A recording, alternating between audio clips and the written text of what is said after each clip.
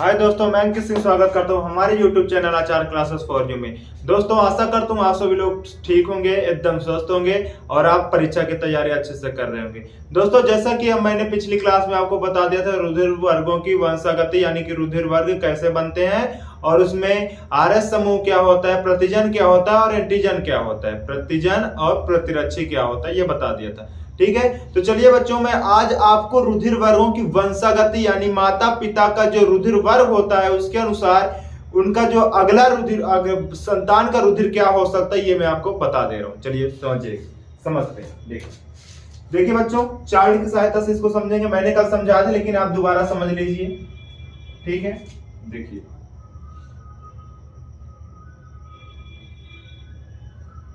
ये पिता का होगा बेटा, ये माता का होगा। ठीक है, यानी इधर की तरफ पिता का होगा, इधर की तरफ माता का। ठीक है,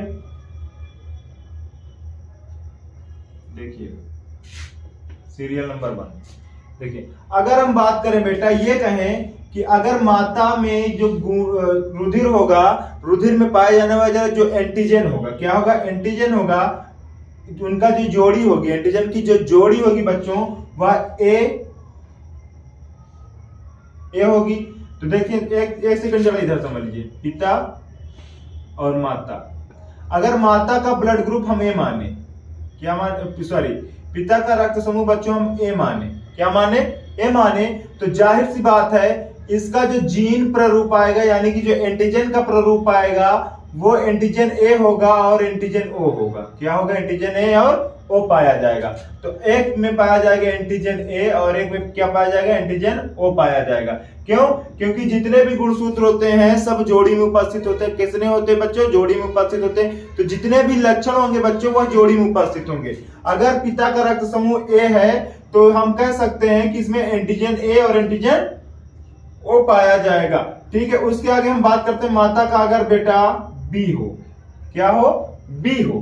ठीक है, तो आप ये क्वेश्चन कैसे आता है, जैसे माता का रक्त समूह ए है और पिता का रक्त समूह बी है तो संतान का रक्त समूह क्या हो सकता है, क्या होगा, ये क्वेश्चन आ सकता है। तब आपको ये चार्ट बनाना है। समझिए, देखिए पिता का है माता का भी है, तो माता का जो जीन प्रारूप होगा यानी कि जो जीन बनेगा, जो युग्मक में जाने वाले जीन होंगे बच्चों वो ये होगा, एंटीजन ए हो सकता है और ओ क्या हो सकता है, ओ हो सकता है। यानी कि एक युग्मक में ये चला जाएगा और एक युग्मक में ये चला जाएगा। कितने युग्मक बनाएंगे, दो युग्मक बनाएंगे। ठीक है, तो उसी प्रकार हमने ये कह दिया कि माता में बेटा ये बी था और ये ओ था। ठीक है, ये हो गया। ठीक है, देखिए अब देखिए होगा क्या, अगर माता से, क्या बच्चों, अगर माता से बी मिल रहा है और पिता से ए मिल रहा है तो यहां पे ये देखिए एंटीजन ए और एंटीजन बी क्या मिले, एंटीजन ए और बी मिले, तो ए और बी दोनों क्या होंगे बेटा, प्रभावी होंगे। क्या होंगे, प्रभावी होंगे। तो रक्त समूह क्या बनाएंगे, दोनों ए बी बनाएंगे। क्या बनाएंगे, रक्त समूह ए बी बनाएंगे। तो इसका ब्लड ग्रुप क्या होगा बच्चों, ब्लड ग्रुप क्या होगा, ठीक है, ब्लड ग्रुप क्या होगा, ए बी होगा। क्या होगा, ए बी होगा। ठीक है, अब उसी प्रकार अगर माता का ये वाला युग्मक यहां मिला, ठीक है, बी मिला और पिता से ओ मिला, ठीक है, ए बी और ओ मिलेगा तब रक्त समूह क्या बनेगा, बी बनेगा। क्या बनेगा बच्चों, बी बनेगा। ठीक है, यहां पे आप लिख लीजिएगा ब्लड ग्रुप जो क्या बनेगा वो बी बनेगा। अगर माता का जो एंटीजन ओ है वो युग्मक में पाया जाएगा और पिता का एंटीजन ए वाला युग्मक मिलेगा तो एंटीजन ए और एंटीजन ओ मिला के ए प्रभावी होता है। तो ये कौन सा रक्त समूह बना देगा बच्चों, ए बना देगा। कौन सा रक्त समूह बना देगा, ए बना देगा। उसी प्रकार अगर माता का ओ वाला युग्मक पिता के ओ वाले के साथ मिलता है, किसके, पिता के ओ वाले के साथ मिलता है, तब ये रक्त समूह ओ बना देगा। क्या बना देगा, रक्त समूह ओ बना देगा। ठीक है बच्चों, तो ये था चार्ट। ठीक, ये था चार्ट। और ये बच्चों आपसे कंडीशन अप्लाई की जाएगी, यानी आपको कंडीशन दी जाएगी कि सिद्ध करिए या फिर दिखाइए कि अगर पिता का ए बी है, माता का बी है, तो बच्चों का यानी कि जो उनसे संतति उत्पन्न होगी उनका रक्त समूह क्या हो सकता है, कितनी संभावनाएं हैं। ठीक है, ये आपसे पूछ सकता है। तो अगर आपको ये चीज ना समझ आएगी तो हमको कमेंट कर दीजिएगा बच्चों, हम आपको ये चीज दोबारा समझा देंगे। ठीक है, फिलहाल आगे बढ़ते हैं। वह पढ़ते हैं वंशागति का क्रोमोसोमवाद। क्या पढ़ते हैं बच्चों? वंशागति का क्रोमोसोमवाद। चलिए समझते हैं वंशागति का क्रोमोसोमवाद, थोड़ा डीपली से समझते हैं। ठीक है, थोड़ा डीपली समझना पड़ेगा बच्चों। देखो क्रोमोसोम क्या होता है, सबसे पहले ये जान लीजिए। क्रोमोसोम, क्रोमोसोम आपको पता है गुणसूत्र को कहते हैं। किसको कहते हैं? गुणसूत्र को कहते हैं। किसको कहते हैं बच्चों? गुणसूत्र को कहते हैं। अब गुणसूत्र का एक पीढ़ी से दूसरी पीढ़ी में स्थानांतरित होना और अपने लक्षण को साथ में ले जाना ही क्या कहलाएगा? वंशागति का क्रोमोसोमवाद। ठीक है, क्या कहलाएगा? वंशागति का क्रोमोसोमवाद कहलाएगा। थोड़ा और डीपली समझते हैं। ये क्रोमोसोम गुणसूत्र है, और गुणसूत्र किससे बना होता है बच्चों? डीएनए से।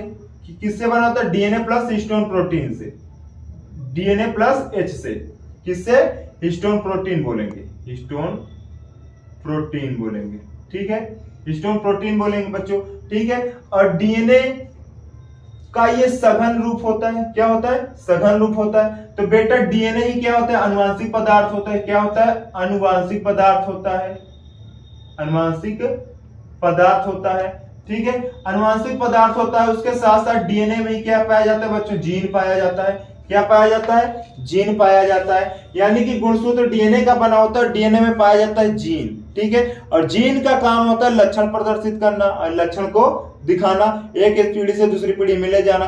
तो बच्चों होगा क्या कि ये जो जीन होगा ये लक्षण को डीएनए के साथ एक पीढ़ी से दूसरी पीढ़ी में किसकी सहायता ले जाएगा? गुणसूत्र की सहायता ले जाएगा। तो वही यहां पे कह रहा है वंशागति का क्रोमोसोमवाद, यानी कि जो क्रोमोसोम होता है वह किस प्रकार से एक वंश के दूसरे वंश में, एक वंश से दूसरे पीढ़ी वंश में जाता है, यानी एक पीढ़ी से दूसरी पीढ़ी में जाता है, स्थानांतरित होता है, वही कहलाता है वंशागति का क्रोमोसोमवाद। अब इसको ध्यान से समझते हैं। अगर हमारे पास 23 जोड़ी गुणसूत्र हैं, क्या है? 23 जोड़ी गुणसूत्र हैं, जिसमें 22 प्लस हम लोग लिखते हैं एक। क्या लिखते हैं? 22 प्लस एक जोड़ी कहते हैं। क्यों? क्योंकि बेटा ये जो 22 होता है ये कायिक गुणसूत्र होता है। ठीक है, और ये जो एक होता है ये लिंग गुणसूत्र होता है। क्या होता है बच्चों? लिंग गुणसूत्र होता है। ठीक है, लिंग गुणसूत्र, यानी कि इसके द्वारा लिंग का निर्धारण होगा और ये पूरे शरीर का निर्माण करेगा। अगर बच्चों ये जो गुणसूत्र है, मान लीजिए ये गुणसूत्र कुछ ऐसे दिखते हैं, देखिए जरा, गुणसूत्र की संरचना कुछ ऐसी होती है। ठीक है, ऐसे कुछ होती है बच्चों। ठीक है, ये इसको यहां से जोड़ देते हैं, पूरा जुड़ा हुआ है। अब ये एक जोड़ी बन गई। कितनी बन गई? एक जोड़ी बन जाएगी। ठीक है, ये एक जोड़ी होगी, और जैसे ही इसमें कोशिका विभाजन होगा यानी युग्मक बनेंगे बेटा, तो ये जोड़ी टूट जाती है, ये दूसरे युग्मक में चला जाता है और ये दूसरे युग्मक में, ये दूसरे युग्मक में चला जाएगा और ये दूसरे युग्मक में चला जाएगा। तो यानी कि आधे लक्षण इसके पास है, आधे लक्षण इसके पास है। ठीक है, तो दोनों आधे आधे हो जाएंगे। उसके बाद होगा क्या कि जब ये नई कोशिका के साथ यानी कि नए युग्मक के साथ निषेचन की क्रिया संपन्न कर लेगा, तो संपन्न करने के पश्चात बेटा जब ये नए कोशिका युग्मक से मिला और निषेचन की क्रिया संपन्न किया, तो संपन्न करने के पश्चात ये नए लक्षण को प्रदर्शित करेगा। क्या करेगा? नए लक्षण को प्रदर्शित करेगा, नई संभावनाएं व्यक्त करेगा, वही कहलाता है वंशागति का क्रोमोसोमवाद। ठीक है, याद रहेगा। बहुत ही आसानी है, बहुत ही आसान है बेटा, बहुत शॉर्ट तरीके से हमने आपको बता दिया था। ठीक है, और इसको और क्या था? हाँ ये था। ठीक है, इसकी खोज की थी डब्ल्यू एस सटन ने 1903 में। कब की थी? डब्ल्यू एस सटन ने 1903 में वंशागति का क्रोमोसोमवाद दिया था। ठीक है, चलिए अब आगे हम लोग समझते हैं। आगे बच्चों लिंग निर्धारण क्या है? लिंग निर्धारण, लिंग निर्धारण समझिएगा। लिंग निर्धारण क्या होता है बच्चों? मानव की बात हो रही है। मानव आगे लिख लीजिए, मानव लिंग निर्धारण।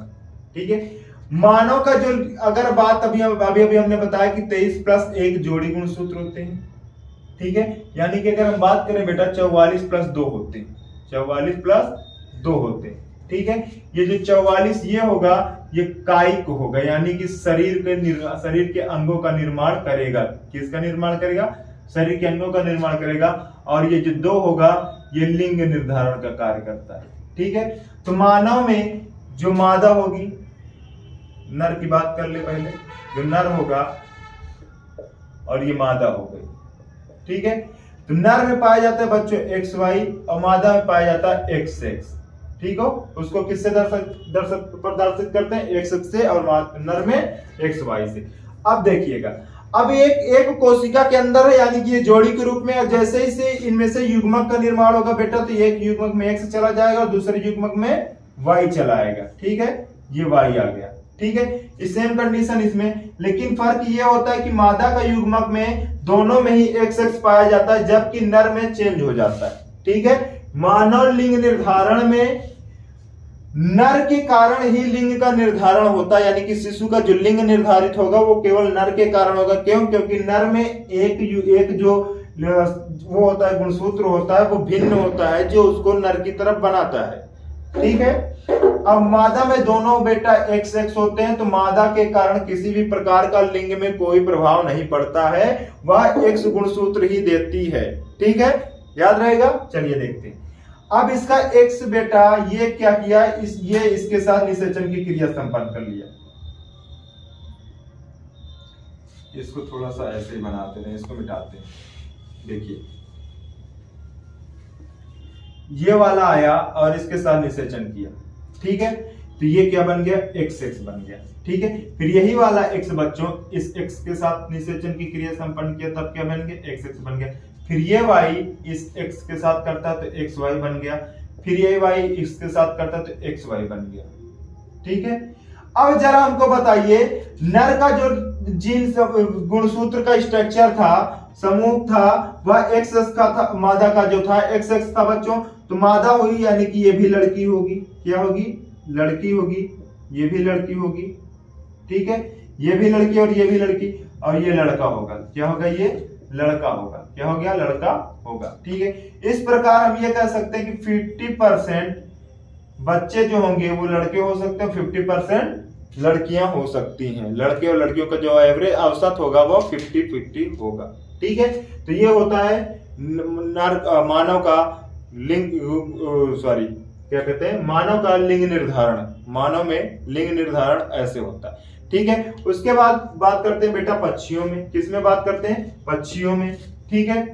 ये तो मेरे ख्याल से सबको पता होगा, मानव का तो सबको पता होगा, क्योंकि सबको पता है, 10th में ही पढ़ा दिया जाता है। 10th में आप पढ़े होंगे अच्छे से, ठीक है। 11th में भी हो सकता है पढ़े, ठीक है। चलिए उसके बाद बात करते हैं बेटा पक्षियों में। पक्षियों में लिंग निर्धारण, लिंग निर्धारण, ठीक है। देखिए, पक्षियों की बात करें बेटा, तो मानव में क्या होता है? मानव में लिंग निर्धारण का कारण बनता है नर। क्या बनता है? नर। जबकि पक्षियों में लिंग निर्धारण होता है मादा के गुणसूत्र से। समझिए, मादा के गुणसूत्र से कैसे बनेगा? जैसे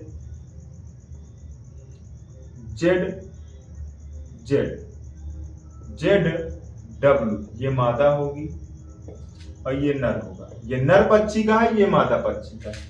तो होगा क्या कि नर का Z ये मिला बेटा, ये बना, ठीक है। फिर ये वाला मिला, इससे मिला, तो ये ZW बन गया, ठीक है। फिर ये वाला इससे मिला, फिर ZZ बन गया। फिर ये वाला इससे मिला, फिर ZW बन गया, ठीक है। तो इस प्रकार हम कह सकते हैं कि इसमें 50% और 50% और 50% के चांसेस होते हैं, ठीक है। देखिए, तो ये हो जाएगा नर पक्षी, ये मादा पक्षी हो जाएगा, और ये नर पक्षी हो जाएगा बच्चों, और ये मादा पक्षी हो जाएगा। नर यानी कि पक्षियों के लिंग निर्धारण में अगर आपको पढ़ना है बेटा, तो आपको बस इतना जानना है कि जो पक्षी होते हैं उनमें लिंग निर्धारण होता है मादा के कारण। किसके कारण होता है? मादा के कारण। क्यों? क्योंकि उसका जो गुणसूत्र होता है लिंग का, वह उसमें उपस्थित होता है ZW। क्या उपस्थित होता है?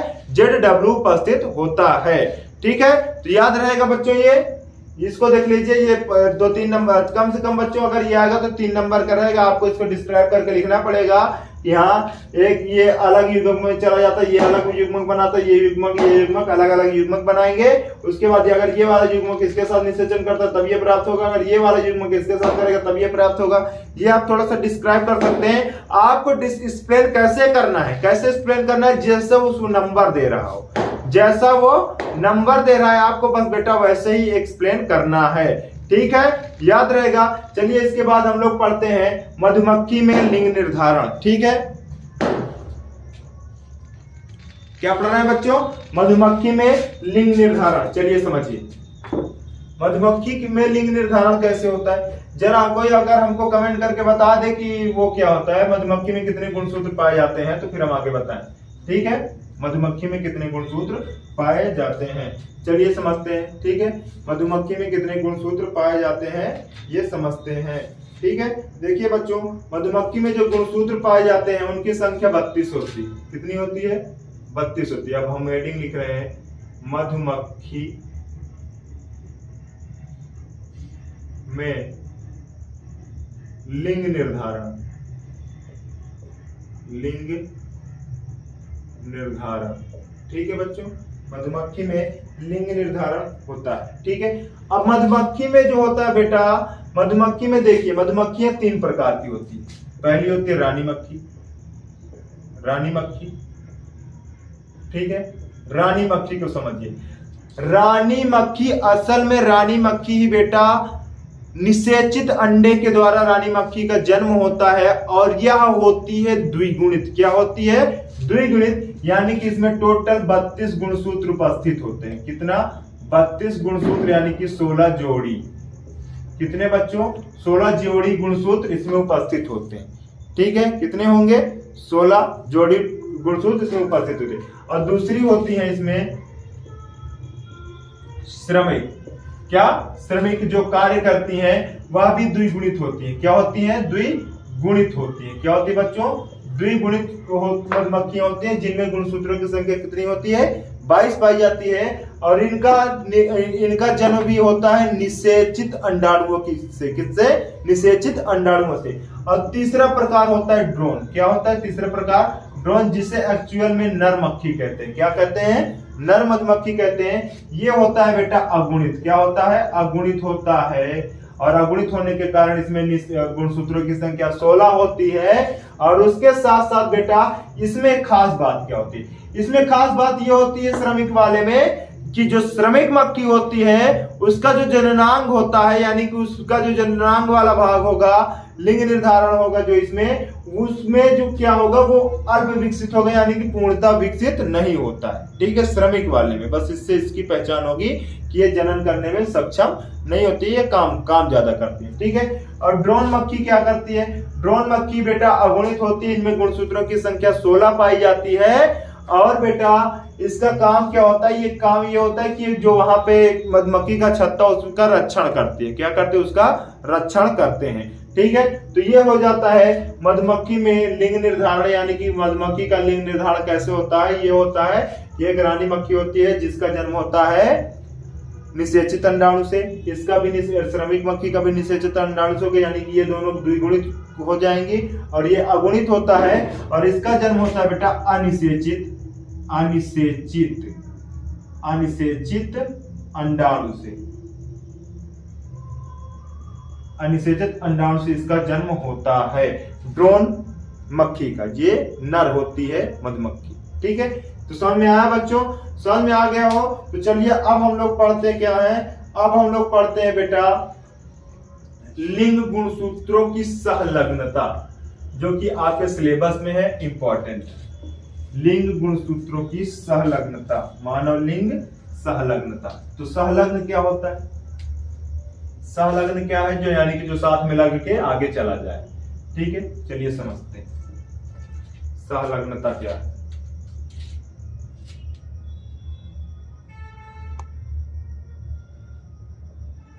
सहलग्नता, ठीक है, ये आधा गा रहेगा।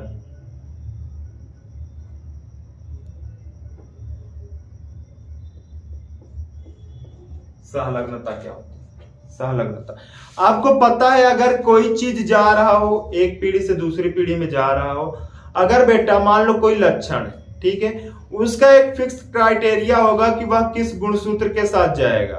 ठीक है, अगर वह जाएगा तो उसी गुणसूत्र के साथ जाएगा या फिर वह नहीं जाएगा।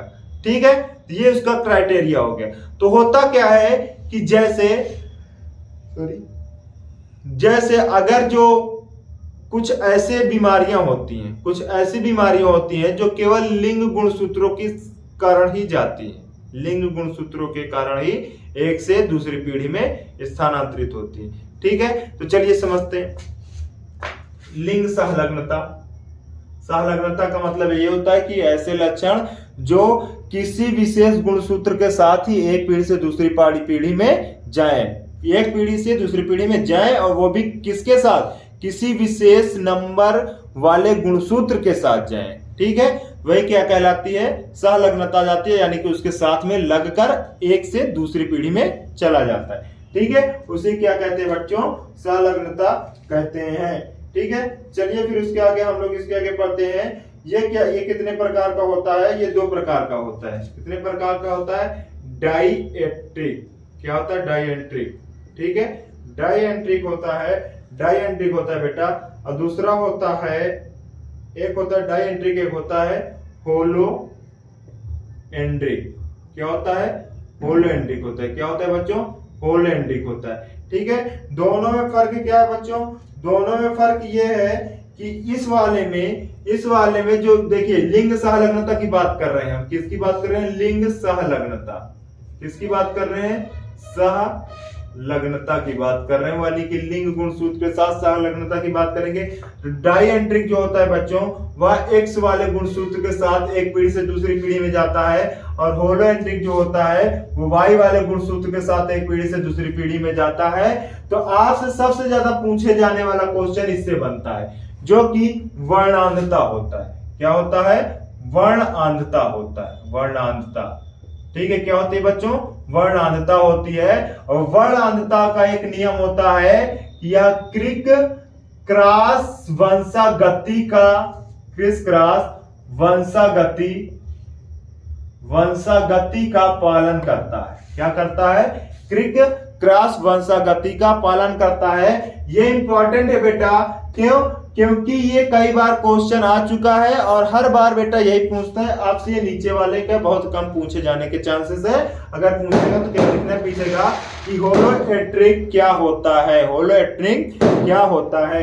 तो ये याद कर लीजिएगा कि लिंग सहलग्नता की जीन के साथ जब वाई वाले गुणसूत्र के साथ कोई लक्षण एक पीढ़ी से दूसरी पीढ़ी में स्थानांतरित होता है तो इसे कहते हैं होलोएंड्रिक। क्या कहते हैं, होलोएंड्रिक कहते हैं। चलिए ठीक है, आगे समझते हैं। अब बेटा वर्णांधता समझ लेते हैं जरा सा।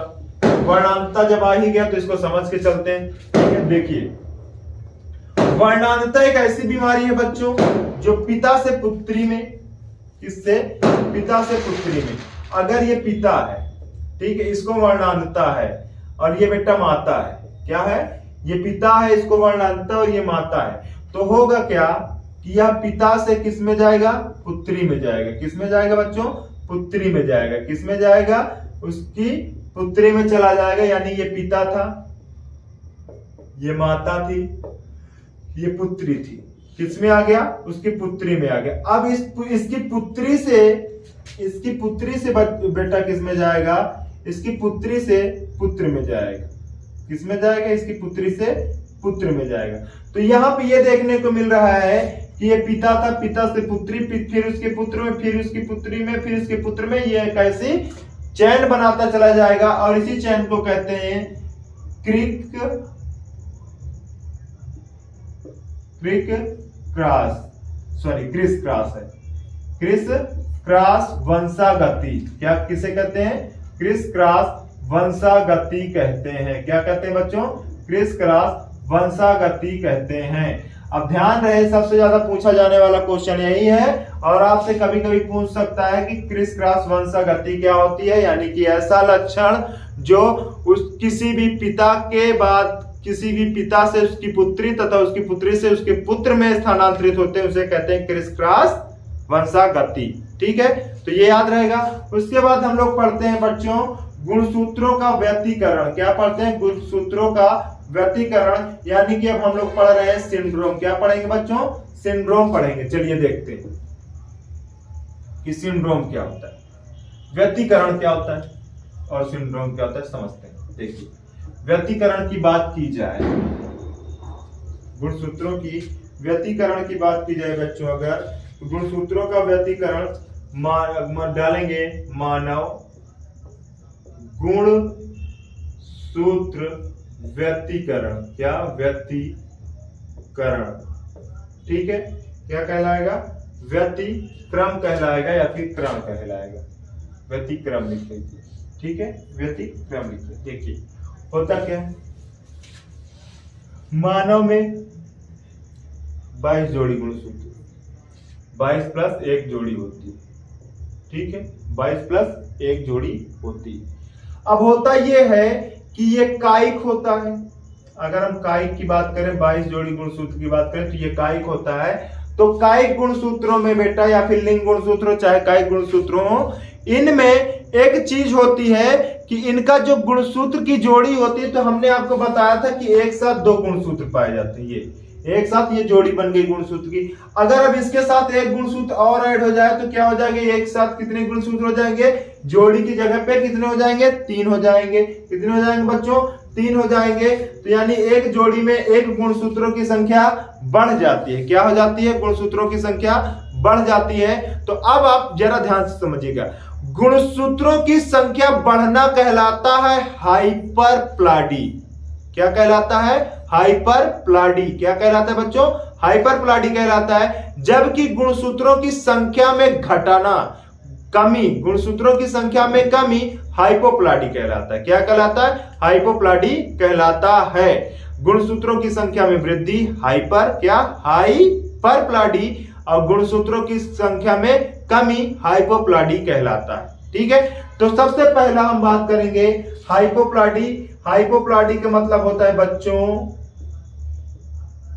हाइपोप्लाडी यानी कि हाइपोप्लाडी का मतलब होता है कमी, ठीक है। और हाइपरप्लाडी, और बच्चों हाइपरप्लाडी का मतलब होता है वृद्धि। क्या होता है, वृद्धि होती है। ठीक है, याद रहेगा, ये याद रखिए। उसके बाद हम बात करते हैं बेटा कायिक गुणसूत्रों में होने वाले कायिक गुणसूत्रों में होने वाले असुगुणिता की, यानी कि इसे असुगुणिता भी कहते हैं तथा विषम सुगुणिता कहते हैं। क्या कहते हैं, असुगुणिता या फिर विषम सुगुणिता कहते हैं। गुणसूत्रों का घटना या बढ़ना क्या कहलाता है, असुगुणिता तथा विषम सुगुणिता कहलाता है। तो देखिए, सबसे पहले हम बात करते हैं टर्नर सिंड्रोम की। किसकी बात कर रहे हैं, टर्नर सिंड्रोम की। ठीक है, किसकी बात कर रहे हैं बच्चों, टर्नर सिंड्रोम की। तो टर्नर सिंड्रोम में आपको याद रखना है कि 21वीं जोड़ी का जो गुणसूत्र होता है उसमें एक गुणसूत्र बढ़ जाता है। क्या हो जाता है बच्चों, एक गुणसूत्र बढ़ जाता है, यानी कि 46 की जगह पे 47 गुणसूत्र पाए जाने लगते हैं। कितने, 46 की जगह पे 47 गुणसूत्र पाए जाने लगते हैं। ठीक है बच्चों, उसके बाद क्या होता है, 46 की जगह पे, एक सेकंड गलत हो गया, कुछ तो गलत है, देखते बस देखो होगा क्या। सबसे पहला होगा बेटा आपका डाउन सिंड्रोम। क्या होगा, डाउन सिंड्रोम। मैं दरअसल बच्चे पहुंच गया था डायरेक्ट लिंग गुण सूत्र की सहलग्नता में, लेकिन आपको पढ़ना था ये कायिक गुण सूत्र की सहलग्नता नहीं, विषम गुणिता। ठीक है, विषम गुणिता। डाउन सिंड्रोम, क्या, डाउन सिंड्रोम। डाउन सिंड्रोम में बच्चों आपको याद रखना है कि 21वीं जोड़ी की गुणसूत्र में एक गुणसूत्र बढ़ जाएगा, यानी कि 46 के स्थान पर कितने हो जाएंगे, 47 गुणसूत्र पाए जाने लगेंगे। तो इस प्रकार होता क्या है कि इसका लक्षण क्या होगा कि व्यक्ति का शरीर जो होगा वो व्यक्ति नाटा होगा, उसका सर बड़ा होगा, जीभ मोटी होगी और उसका मस्तिष्क अल्पविकसित होगा, मंगोलियन टाइप दिखेगा। मंगोल जैसे होते थे, नाटे से होते थे, चेहरा बड़ा होता था, सर बहुत भारी बड़ा सा होता था और जीभ मोटी होती थी। तो किसके कैसे हो जाएगा, वह संतान कैसी होती है, मंगोलियन के जैसी होती है। ठीक है, और इसको मंगोलियन जड़ता भी कहते हैं। इसको डाउन सिंड्रोम को क्या कहते हैं बच्चों, मंगोलियन जड़ता भी कहते हैं। क्या कहते हैं, मंगोलियन जड़ता भी कहते हैं। और इसकी खोज किसने की थी, इसकी खोज की थी लैंगडन डाउन ने की थी। किसने की थी बच्चों? लैंगडन डाउन ने की थी। अब दूसरी की बात हम लोग करते हैं बच्चों। दूसरे की बात की जाए अगर हम लोग, तो दूसरा होता है एडवर्ड सिंड्रोम। क्या होता है? एडवर्ड सिंड्रोम होता है। क्या होता है बच्चों? एडवर्ड सिंड्रोम होता है। तो एडवर्ड सिंड्रोम में होता क्या है कि 18वीं जोड़ी का जो गुणसूत्र होता है उसमें एक एक्स्ट्रा गुणसूत्र जुड़ जाता है, जिससे होता क्या है कि 46 के स्थान पर 47 गुणसूत्र मानव शरीर में पाए जाने लगते हैं। 46 के स्थान पर मानव शरीर में 47 गुणसूत्र पाए जाने लगते हैं। और इसकी खोज की थी बच्चों, इसकी खोज हुई थी 1960 में J.H. एडवर्ड के द्वारा। किसने? 1960 में J.H.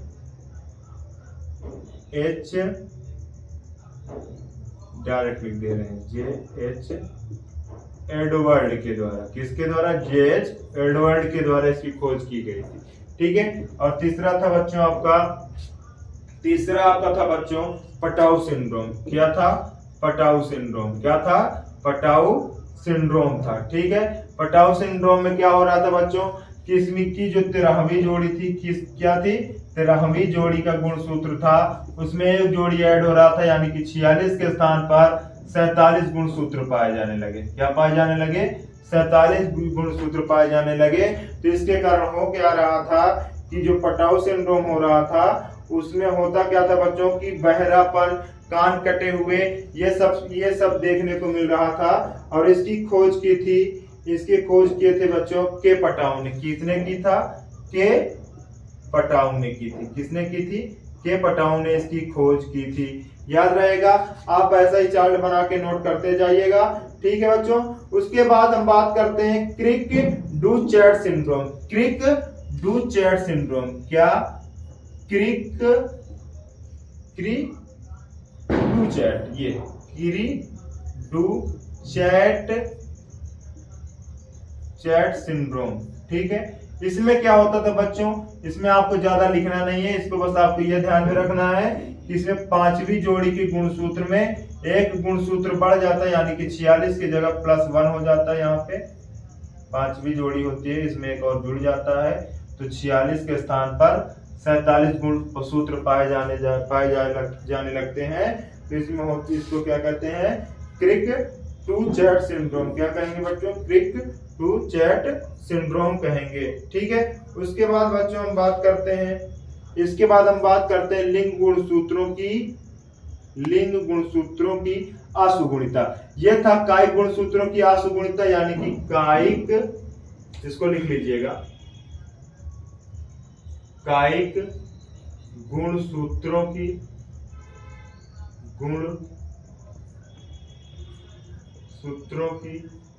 आशुगुणिता। क्या था ये? आशुगुणिता था। क्या था बच्चों? ये आशुगुणिता था। ठीक है। याद रहेगा।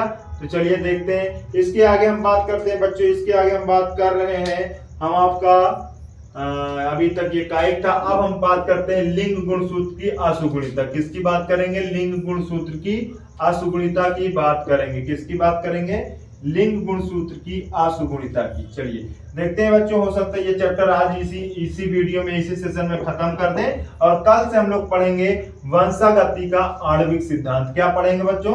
वंशागति का आणविक सिद्धांत। और मैं कोशिश करूंगा कि 3 ही लेक्चर में वंशागति का आणविक सिद्धांत का जितना भी इंपॉर्टेंट होगा बच्चों, वो मैं बहुत ही शॉर्ट तरीके से और बहुत ही आसानी से आपको समझाने की कोशिश करूंगा। ठीक है। केवल 3 दिन के उसमें। ठीक है। अब हम पढ़ रहे थे लिंग गुणसूत्र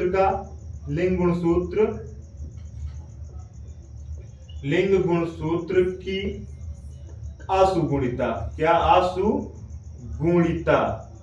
ठीक है। आशुगुणिता या फिर विषम गुणिता। होता क्या है बच्चों? तो इसमें हमने पढ़ा था कि लिंग गुणसूत्र, यानी कि ये नर का हो जाएगा और ये मादा का हो जाएगा। ठीक है। इन गुणसूत्रों के साथ छेड़छाड़ जो होती है, यानी कि एक वृद्धि होना या फिर घटना, घटेगा या फिर बढ़ेगा, उसे कहेंगे लिंग गुणसूत्र की आशुगुणिता कहेंगे। तो इसमें जो पहला सिंड्रोम होता है वो होता है टर्नर सिंड्रोम। क्या होता है? टर्नर सिंड्रोम होता है बच्चों। क्या होता है? टर्नर सिंड्रोम होता है। तो इसमें होता क्या है बच्चों कि इसमें एक्स के, हाँ देखिए इसमें क्या होता है कि इसमें जो लिंग निर्धारण होता है, क्या होता है, लिंग गुणसूत्र होता है, उसमें होगा क्या बच्चों कि जो 44 प्लस एक्स पाया जाएगा, क्या पाया जाएगा, 44 प्लस एक्स पाया जाएगा, यानी कि ये ना नर होगा ना मादा, यानी कि ये ना पूरी तरीके से नर बन पा रहा है ना मादा बन पा रहा है, यानी कि उसका जो लिंग होगा जननांग होगा, क्या होगा, जननांग होगा बच्चों, क्या, जननांग, जननांग होगा, वह अल्प विकसित होगा, क्या होगा बच्चों, अल्प विकसित होगा, जिसके कारण वह नर में आएगा या ना ही मादा में आएगा। ठीक है, उसके बाद बच्चों जो अगला था वह अगला होता है क्लीनफेल्टर सिंड्रोम। क्या होता है, क्लीनफेल्टर सिंड्रोम, क्लीनफेल्टर सिंड्रोम, क्या होता है, क्लीनफेल्टर सिंड्रोम। ठीक है, इसमें क्या होता है बच्चों, इसमें जो 44 प्लस एक्स एक्स वाई, ठीक है, 44 प्लस एक्स एक्स वाई, यानी कि जो लिंग गुणसूत्र होगा उसमें एक गुणसूत्रों की संख्या बढ़ जाएगी, क्या हो जाएगी, एक गुणसूत्रों की संख्या बढ़ जाएगी। तो इसका लक्षण क्या होगा कि इसमें जो नर होगा बच्चों वह गुस्सैल प्रकृति का होगा और खुद थोड़ा सा अजीब टाइप बिहेव करेगा। इसमें होगा क्या कि जो नर होगा बच्चों वो थोड़ा सा गुस्सैल टाइप का होगा और क्या करेगा, यानी कि कुछ काम करने की क्षमता उसकी ज्यादा होगी, लेकिन वो बांध होगा, क्या होगा, बांध होगा, यानी कि उसमें भी बांझपन की क्षमता, बांझपन भी हो सकता है। ठीक है, उसकी बात करते हैं बेटा, इसी के अंतर्गत बात करते हैं अतिनर, अतिनर, अतिमादा, अतिमादा, इसे हाँ इसे अतिनर कहते हैं, इसे अतिमादा कहते हैं। होता क्या है कि गुणसूत्रों की, लिंग गुणसूत्रों के साथ देखिए 44 प्लस ये काइक था, 44 प्लस एक्स, ठीक है, एक्स एक्स वाई पाया जाना, इसमें होता क्या है, या फिर वाई वाई पाया जाना, इसमें होगा क्या बच्चों कि जो नर होगा वह बहुत ही ज्यादा गुस्सैल हो जाएगा, यानी कि हमेशा कामुक रहने वाला होगा, उसका फ्रस्ट्रेशन हमेशा रहेगा, यानी कि किसी भी कार्य को लेकर ज्यादा मतलब गुस्सा हो जाना, ये सब हो जाना, ये इसके उदाहरण हो सकते हैं। और उसके लिंग गुणसूत्र में दो से अधिक गुणसूत्र पाए जाएंगे, क्या पाए जाएंगे, 2 से अधिक गुणसूत्र पाए जाएंगे, और चाहे 3 पाए जाए, चाहे 4 पाए जाए, चाहे 5 पाए जाए, तो इस प्रकार का होता है और उसे क्या कहेंगे, अतिनर कहेंगे। अगर यही चीज हो जाए बेटा 44 plus x x x x, यानी कि एक्स की संख्या 3 से 5 6 7 ऐसे हो जाए, तो ये कहलाएगी अतिमादाएं, क्या कहलाएंगी, अतिमादाएं कहलाएंगी। इन्हें सुपर फीमेल कहते हैं, क्या कहते हैं बच्चों, सुपर फीमेल कहते हैं, और इसे सुपर मेल कहते हैं, क्या कहते हैं, सुपर मेल कहेंगे और इसे सुपर फीमेल कहेंगे। यानी कि इनमें जो लिंग का गुणसूत्र होगा उनमें गुणसूत्रों की संख्या लगातार बढ़ जाएगी, और बढ़ने के कारण क्या होगा कि इनमें कामुकता ज्यादा आ जाएगी और ये किसी कार्य को भी बहुत ही स्पीड से करने की सोचने लगते हैं। ठीक है, ये अतिनर हो गया और ये अतिमादा हो गई। ठीक है, उसके बाद बच्चों मेरे हिसाब से आपके सिलेबस में अब कुछ नहीं बचा हुआ है। आपके सिलेबस में एक चीज और बचा हुआ है, केवल एक हेडिंग बची हुई है जो क्या कह रही है कि बहुगुणिता, क्या बहुगुणिता क्या है, क्या बहुगुणिता क्या है, या फिर सुगुणिता क्या है, क्या बहुगुणिता या फिर सुगुणिता क्या है। चलिए देखिए समझते हैं। होता क्या है बच्चों कि आपने सदैव देखा होगा कि अगुणित गुणसूत्रों के गुणनफल, अगुणित गुणसूत्र जो होते हैं उनमें गुणनफल होता है। जैसे अगर हम बात कर रहे हैं 23 जोड़ी की, तो जब ये गुणसूत्र ये क्या होगा बेटा अगुणित बनेगा, तो इसमें केवल 23 बचेगा। अब 23 में क्या हुआ, 23 जब किसी दूसरे युग्मक के साथ निषेचन की क्रिया संपन्न किया, तो 23 के गुणे में इसमें कितने आ जाएगा, 23 का 2 बार गुणा होगा, कितने हो गए, 46 हो गए। अगर यही चीज बच्चों ये ट्रिपोलॉइड हो गया, यानी कि इसमें दोहरा निषेचन हो गया, यानी कि 3 बार गुणा हो गया, तो हो गया क्या कि ये बन जाएगा, ठीक है, यानी कि 69 बन जाएगा। क्या बन जाएगा, 69 गुणसूत्र पाए जाएंगे, तो यही कहलाएगा बहुगुणिता। क्या कहलाएगा बच्चों? बहुगुणिता, यानी कि दो से अधिक गुणसूत्रों का, सॉरी दो से अधिक नहीं, यानी कि द्विगुणित से अधिक त्रिगुणित हो जाना ही क्या कहलाएगा? बहुगुणिता कहलाएगा, यानी कि इसमें 3n हो सकता है। ठीक है, ये क्या कहलाएगा?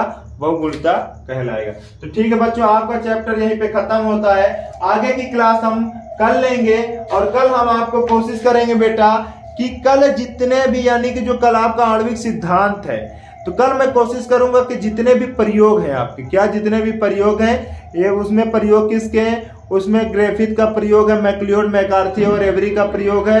ठीक है, हार्से तथा चेज का नियम है, चारगाफ का नियम। तो कल मैं कोशिश करूंगा बच्चों जितने भी आपके 4-5 नियम है और 4-5 प्रयोग है, कल वो 1 घंटे की क्लास में पूरा का पूरा खत्म कर दूंगा। पूरी कोशिश मेरी बच्चों यही रहेगी। हो सकता है कि कल कुछ छूट जाए, लेकिन बच्चों मैं पूरी कोशिश करूंगा। तो इसलिए कल की वीडियो आप जरूर देखिएगा, कल की वीडियो आप जरूर देखिएगा। और कल की वीडियो में, आज की वीडियो में अगर बेटा टिप्पणी देने को आ गया तो कम से कम 5 नंबर का आज का वीडियो है, केवल आज का वीडियो आपको 5 का नंबर दिला सकता है कम से कम। और ये बढ़ के 8 से 10 भी हो सकती है। क्यों? क्योंकि जितने गुणसूत्र और ये सब मैं आपको बता चुका। अगर इसमें से 2 क्वेश्चन बनाएगा तो 3-3 नंबर का क्वेश्चन बनाएगा और क्वेश्चन कितने का हो जाएगा? 6 नंबर का हो जाएगा। और कल मैं अगर प्रयोग पढ़ा दूंगा बच्चों, तो अगर एक प्रयोग आता है तो प्रयोग कम से कम 5 नंबर में आता है, कम से कम 5 नंबर में आता है। यानी कि कल का वीडियो आपका 5 नंबर के लिए इंपॉर्टेंट होगा। और हो सकता है कुछ अगर एक्स्ट्रा बता दिया तो वह वीडियो भी लगभग 5 से 8 नंबर का हो जाएगा। यानी आज का वीडियो और कल का वीडियो 8 दूनी 16 नंबर आपको दिला सकता है। और बच्चों अगर आपकी 2 घंटे की पढ़ाई आपको 16 नंबर दिला सकती है बोर्ड पेपर में, तो ये बुरा नहीं है, आप प्लीज पढ़ लीजिएगा जरूर। ठीक है बच्चों, तो आज के लिए इतना रखते हैं। आशा करते हैं ये वीडियो आपको अच्छा लगेगा। और बच्चों अच्छा लगेगा तो प्लीज लाइक कर दीजिएगा और कमेंट जरूर करिएगा कि आपको वीडियो कैसा लगा, और अपने दोस्तों को शेयर कर दीजिएगा। धन्यवाद दोस्तों।